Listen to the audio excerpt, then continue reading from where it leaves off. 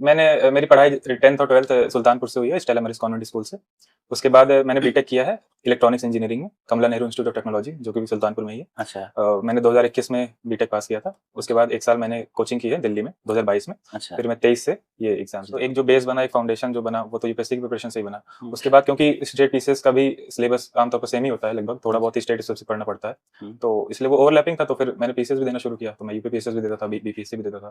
तो इस 17वीं मेरा पहला अटेम्प्ट ही था बीपीएससी में। अच्छा, पहली बार में ही आपको सफलता पहला अटेम्प्ट था बीपीएससी। आप इंजीनियरिंग के छात्र थे, जी। आपने जो है यहीं से इंजीनियरिंग की जी और इंजीनियरिंग के बाद सिविल परीक्षा की तैयारी करना और वो भी अपने प्रदेश के अलावा जो है बिहार में जाकर जो है नौकरी हासिल करना, वहां सफलता मिलना, मतलब कहाँ से परिवर्तन? जैसा कि मैंने बताया कि स्टेट स्पेसिफिक ना देखे हम सिविल सर्विसेज देखते हैं। सिविल सर्विसेज हमारे लिए यूपीएससी भी है, उसके अलावा फिर हम स्टेट पीसीएस भी। इंजीनियरिंग के बाद यूपीएससी का इंजीनियरिंग यूपीएससी और सिविल सर्विसेज में जाने का जो एक लक्ष्य था वो मेरा काफी पहले से था। मतलब मैंने सोचा था कि मुझे अल्टीमेटली यही करना है। मतलब मैं इंजीनियरिंग भी कर रहा हूँ, बट मुझे उससे प्लेसमेंट वगैरह नहीं लेके मैं सिविल सर्विसेज की तरफ ही जाऊंगा, क्योंकि एक होता है कि एक आप ग्रामीण पृष्ठभूमि से आते हैं, तो आप उससे समाज से जुड़ के काम कर सकते हैं, वहाँ पे लोगों की मदद कर सकते हैं। तो वो इंजीनियरिंग में ऑब्वियसली आपको नहीं इधर आपने बहुत सारे रिजल्ट देखे होंगे कि बहुत सारे जी। लोग जो टॉप कर रहे हैं, जिनका अच्छा रैंक आ रहा है, जी वो सब बीटेक करके ही घुस रहे हैं, ज्यादा पढ़े लिखे लोग होते हैं। जी, इंजीनियर्स तो काफी इस समय आप देख रहे हैं यूपीएससी से लेकर पीसीएस तक जो काफी सफलता हासिल हुई है, पूरा घर बहुत इससे गदगद है, प्रसन्न है।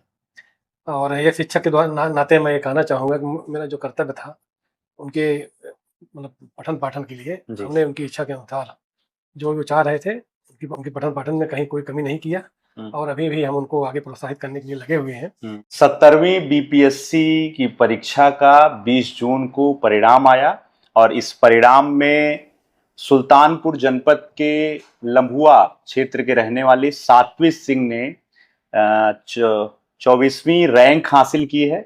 इनको सफलता मिली है। सबसे पहले तो सात्विक हमारे साथ हैं, इनको बहुत बहुत बधाई।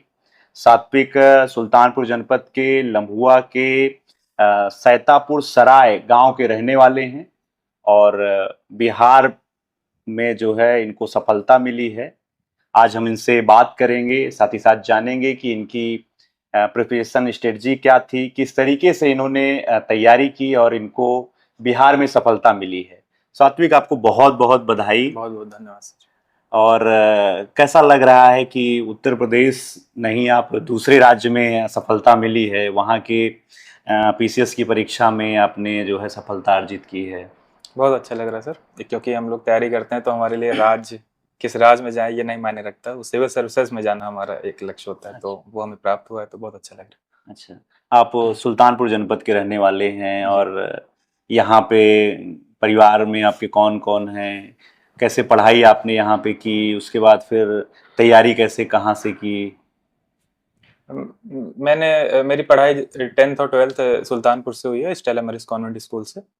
उसके बाद मैंने बीटेक किया है इलेक्ट्रॉनिक्स इंजीनियरिंग में, कमला नेहरू इंस्टीट्यूट ऑफ टेक्नोलॉजी, जो कि सुल्तानपुर में ही है। अच्छा। मैंने 2021 में बीटेक पास किया था। उसके बाद 1 साल मैंने कोचिंग की है दिल्ली में 2022 में। अच्छा। फिर मैं 23 से ये एग्जाम्स दे रहा हूँ। अच्छा, 23 से आप सिविल जी की तैयारी शुरू कर दी? जी। अच्छा, तो किसी एक राज्य, मतलब बिहार की जो परीक्षा है यूपीएससी को लेकर के आपने फोकस करके उसकी तैयारी की थी? पहले तो यूपीएससी की ही तैयारी शुरू की थी। अच्छा। तो एक जो बेस बना, एक फाउंडेशन जो बना, वो तो यूपीएससी की प्रिपरेशन से ही बना। उसके बाद क्योंकि स्टेट पीसीएस का भी सिलेबस आमतौर पर सेम ही होता है लगभग, थोड़ा बहुत ही स्टेट सबसे पढ़ना पड़ता है, तो इसलिए वो ओवरलैपिंग था। तो फिर मैंने पीसीएस भी देना शुरू किया, तो मैं यूपी पीसीएस भी देता था, बीपीएससी भी देता था। तो इस 17वीं मेरा पहला अटेम्प्ट ही था बीपीएससी में। अच्छा, पहली बार में ही आपको सफलता मिली? पहला अटेम्प्ट था बीपीएससी में। अच्छा, बीपीएससी की तैयारी को लेकर के क्या स्ट्रेटजी थी आपकी? जैसे आप उत्तर प्रदेश के रहने वाले हैं, उत्तर प्रदेश का जो इतिहास है, जो भूगोल है, बिल्कुल अलग है, बिहार का बिल्कुल अलग है, तो क्या रणनीति थी आपकी? देखिए, जीएस के जो पेपर्स होते हैं वो तो आमतौर पर सेम होते हैं। जो स्टेट स्पेसिफिक आपने कहा, तो उसके लिए फिर बिहार स्पेसिफिक मैंने कुछ बुक्स पढ़ी थी, जिससे वहाँ की हिस्ट्री, वहाँ की ज्योग्राफी, वहाँ की इकोनॉमी में क्या चीज़ें हैं, उसकी जानकारी मैंने वहाँ से अलग से बिहार की किताबें पढ़ के प्राप्त की। अच्छा, कब इसका एग्जाम कब हुआ था? इसका प्रीलिम्स इसका हुआ था 22 या 2024 दिसंबर में हुआ था। एग्जैक्ट डेट नहीं मुझे याद है। दिसंबर 2024 में इसका प्रीलिम्स हुआ था और मेंस फिर इसका हुआ था 2025 के अप्रैल महीने में पटना में। अच्छा जी, और इंटरव्यू फिर जनवरी से इंटरव्यू शुरू हुआ था मेरा। 19 फरवरी को मेरा इंटरव्यू था 2026। और फिर इसका परिणाम आया जून में। अच्छा, प्रीलिम्स के जो एग्जाम होते हैं, जी। जैसे बहुत सारे बच्चे जो है पहली बार परीक्षा में बैठते हैं, तो क्या उनके लिए क्या विशेष तौर पर, जैसे आपका भी पहला एग्जाम था लेकिन पहला एग्जाम बहुत अच्छा हुआ आपका, जी। तो क्या तैयारियां प्रीलिम्स को लेकर के करनी चाहिए? देखिए बीपीएससी की अगर बात करें तो main focus science and tech और करंट अफेयर्स पे होना चाहिए। साइंस के काफ़ी क्वेश्चंस आते हैं और मोस्टली एनसीईआरटी बेस्ड ही होते हैं, तो मुझे लगता है कि प्रीलिम्स के लिए साइंस की एनसीईआरटी 11th-12th की लोगों को, खासकर जो लास्ट के कुछ चैप्टर्स हैं केमिस्ट्री में और बायोलॉजी के एनसीईआरटी में, वो पढ़ने चाहिए साइंस एंड टेक्नोलॉजी के लिए। इसके अलावा मैंने घटना चक्र की एक पीवाईक्यू का कंपाइलेशन आता है, अच्छा। क्वेश्चन बैंक जिसे हम कहते हैं, पूर्वालोकन करके, तो मैंने वो लगाया था। वो मैंने हर सब्जेक्ट की लगाई थी, geography, history, science and tech. तो उससे क्या होता है कि आपके पास एक बड़ा क्वेश्चन बैंक हो जाता है और फिर क्वेश्चंस ऑलमोस्ट रिपीटेड ही होते हैं।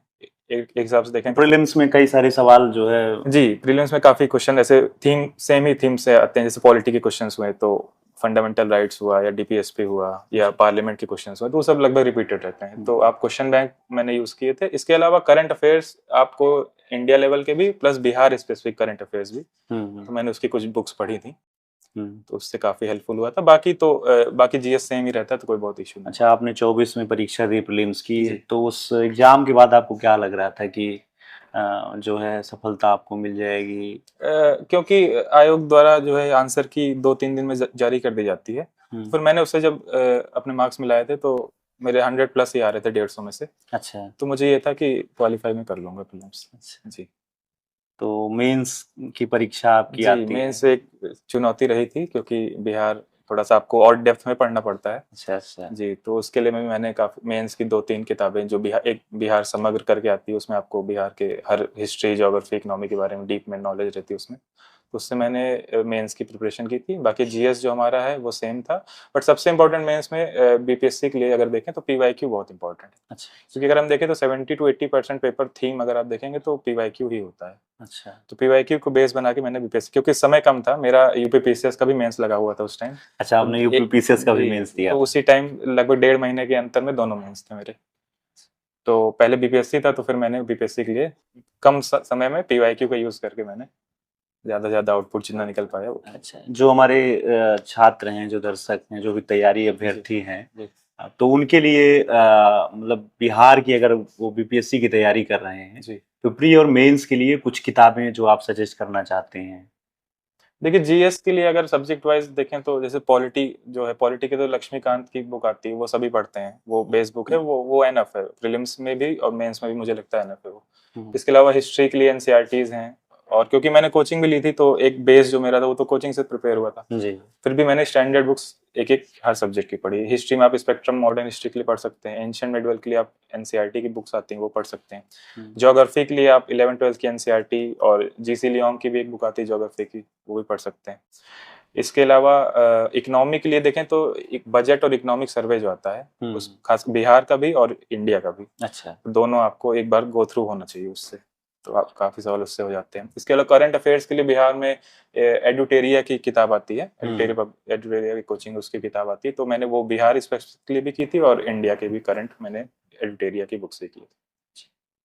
इंटरव्यू की क्या तैयारी थी, क्योंकि बहुत ज्यादा महत्वपूर्ण माना जाता है इंटरव्यू का जो चरण होता है? जी, इंटरव्यू के लिए मैंने मॉक्स वगैरह कुछ क्लासेस ज्वाइन की थी दिल्ली में ही रह के, और वहां से गाइडेंस जो भी मिला तो उसके अकॉर्डिंग तैयारी की। काफी फायदेमंद था वो। जी, फायदेमंद इसलिए रहता है क्योंकि एक प्रैक्टिस हो जाती है आपकी, किस टाइप के क्वेश्चन पूछे जाएंगे, आपका जो एप्लीकेशन फॉर्म रहता है, क्योंकि क्वेश्चन लगभग आपके बैकग्राउंड के अराउंड ही रहते हैं, और बोर्ड को जैसे आपके बारे में उतनी जानकारी नहीं रहती कि आप किस पृष्ठभूमि से आ रहे हैं, वो जो आप उनको बताएंगे आप उनसे वही सूचना पूछेंगे। देंगे तो। अच्छा, कोई ऐसा सवाल जैसे आपने बताया कि मैं बिहार से नहीं हूँ, मैं यूपी का रहने वाला हूँ, वो भी सुल्तानपुर का, तो ये जैसे बोर्ड ये नहीं पूछता है। अच्छा जी, बोर्ड को आपके कई सारे वीडियोस जो जारी होते हैं अभ्यर्थियों की जिनको सफलता मिलती है, तो वो अपना जो है बोर्ड, वो मतलब तैयारी का मैं कह रहा हूँ, मैं फाइनल इंटरव्यू की बात नहीं कर रहा हूँ आपसे, उसमें ये सब सवाल पूछते हैं जी, तो आपसे क्या सवाल पूछा गया था?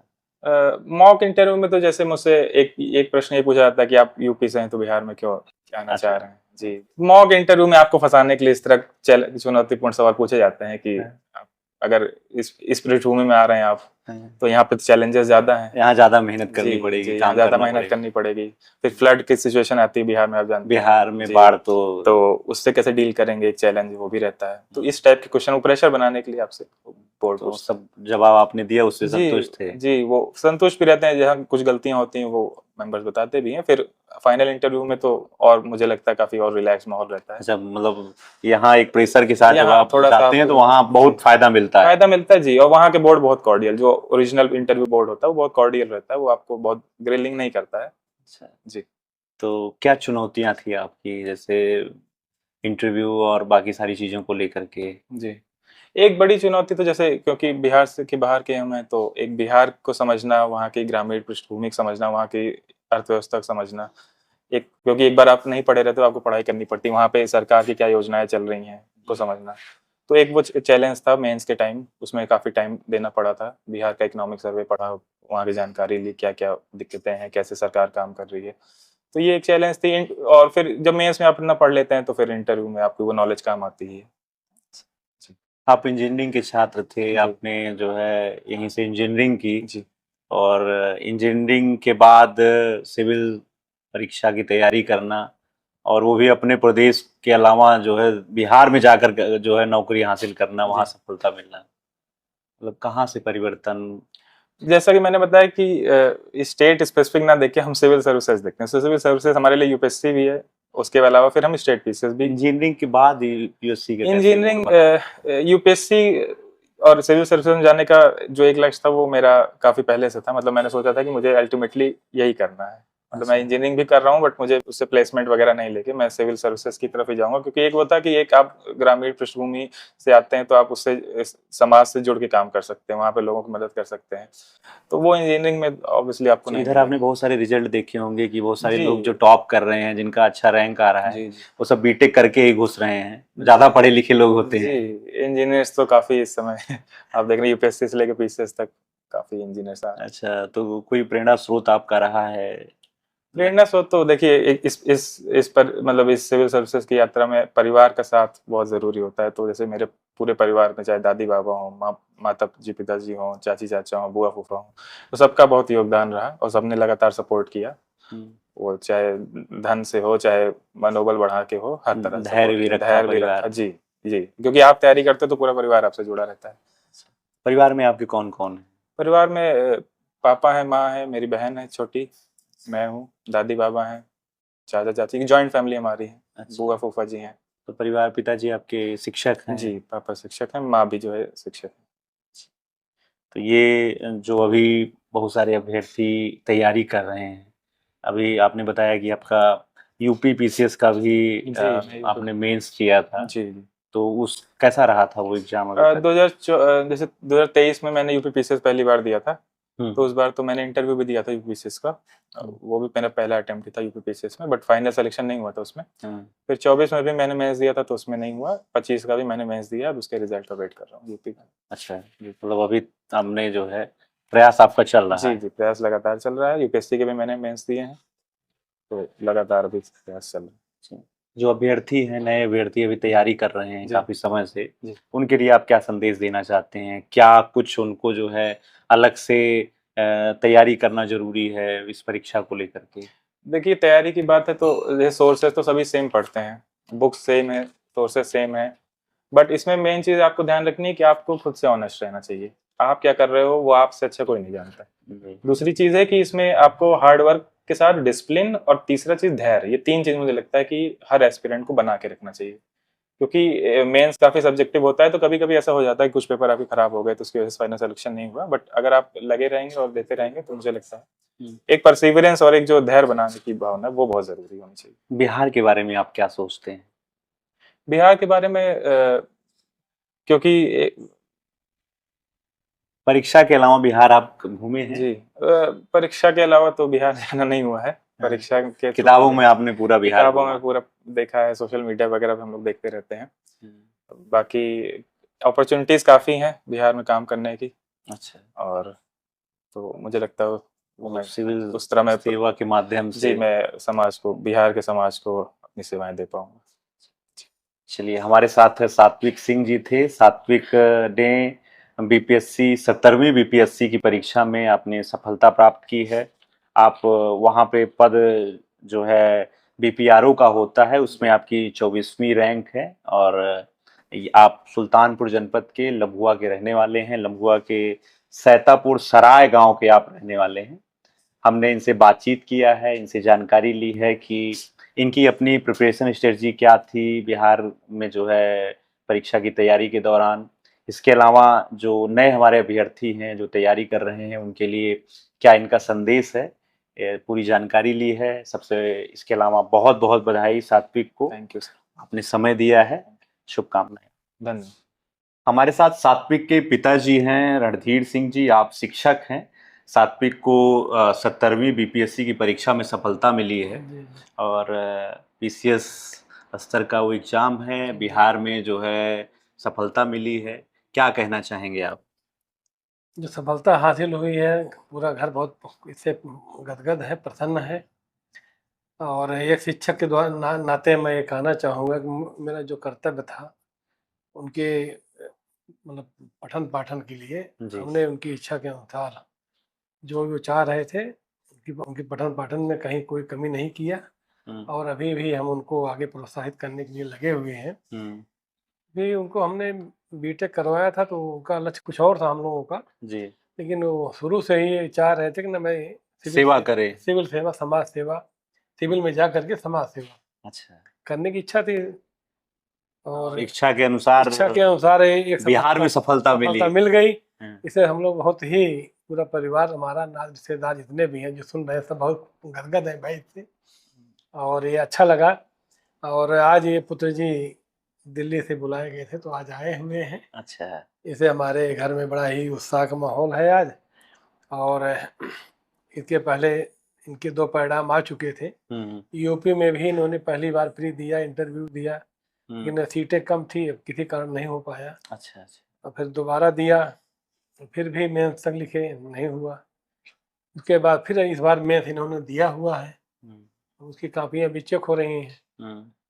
तो एक लक्ष्य ये है कि जो बच्चे की इच्छा के अनुसार हम लोग ये चाह रहे हैं कि उनकी इच्छा ईश्वर जो है उनके मनोभाव को पूर्ण करें और हम लोग जो बन सकता है शिक्षक के नाते उतना हम लोग करने में कहीं पीछे नहीं रहेंगे और बच्चों के अपने हम पढ़ाने के लिए में कहीं कोई कमी कभी नहीं करना चाहते जी।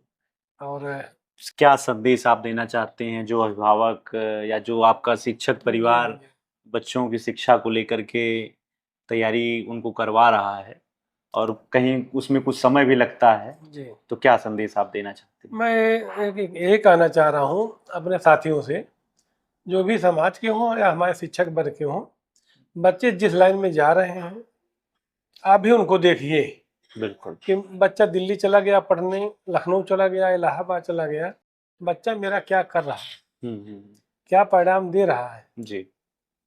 नहीं तो आप केवल ऐसे अपने घर पे बैठे रहेंगे, बच्चे की जांच नहीं करेंगे तो आज का सब माहौल बहुत ही प्रतियोगी परीक्षाएं बड़ी कठिन हो गई हैं। इसलिए बच्चों को पढ़ाने के लिए आप जितना हो सके उनको आप करिए, चाहे वो आर्थिक समस्या हो उसको सब पूरा करिए बच्चे के लिए।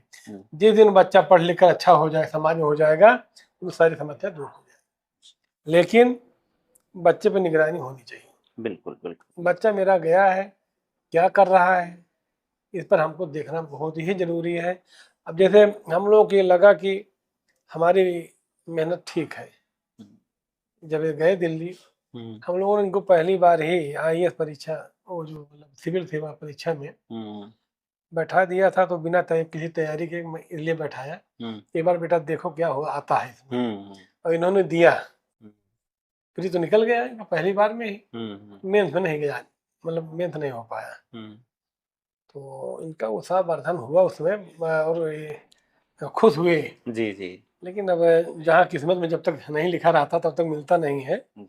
मैं अभिभावकों से यही कहूँगा कि बच्चों को पढ़ाएं आगे और उन पर निगाह भी रखें हमारा बच्चा क्या परिणाम मुझे दे रहा है, कि बस केवल घूम टहल रहा है, खा पी रहा है, क्या कर रहा है। ये बहुत ही जरूरी होता है बच्चों पर निगरानी। जी जी जी जी। अगर बच्चे का अब जैसे अभी मान लीजिए चाहे मेरा ही बच्चा हो, मगर हम लोग ये देखते रहते हैं कि क्या स्थिति है, पेपर दे रहे हैं जी, तो हम लोग उसको समीक्षा करते रहते हैं कि क्या बिल्कुल स्थिति है। बिल्कुल बिल्कुल बिल्कुल। और मेरे पिताजी जो है पहले यही ईडीओ पंचायत से रिटायर हुए, हम्म। और पिताजी की बड़ी दिली इच्छा थी शुरू से ही घर में बनना। कोई IAS PCS अधिकारी बने। चूंकि अब वो थोड़े ईडीओ पंचायत से रिटायर हुए, ग्राम विकास अधिकारी पद पर रहे, लेकिन अभी उनकी इच्छा तो है कि भाई हमने तो ये किया था ईडीओ पंचायत पर ही, और मेरा नाती मुझसे बड़े पद पर गया है, मुझे बहुत खुशी है, इसके लिए वो संतुष्ट है। लेकिन अभी हम लोग बच्चे के जो मतलब संतुष्टि है, अभी उसका लक्ष्य वही है कि जी ये जी। केवल अपने बाबा के कहने पर ही पीसीएस परीक्षा में इन्हें प्रतिभाग किया, हाँ, सफलता भी हासिल की। हासिल किया, और नहीं तो फिर वो सिविल का ही ज्यादा उसका लक्ष्य था। बिल्कुल बिल्कुल। जी। तो हमारे साथ सात्विक के पिताजी थे, हमने इनसे बात किया है क्या कुछ इनका मानना है और बेटी की सफलता पर इन्होंने क्या कुछ कहा है। तो आज गांव देहात मुलाकात सीरीज के अंतर्गत हमारे साथ बातचीत करने के लिए सात्विक सिंह जी थे। सात्विक सिंह ने बीपीएससी 70वीं बीपीएससी की परीक्षा में इन्होंने बीपीआरओ पद पर 24वीं रैंक हासिल की है और हमने उनसे जानकारी लिया है, उनकी प्रिपरेशन स्ट्रेटजी जानी है। आगे और भी जानकारी आपको मुलाकात सीरीज के अंतर्गत पहुंचाते रहेंगे। तब तक के लिए आप देखते रहिए गांव देहात। आपका बहुत बहुत धन्यवाद।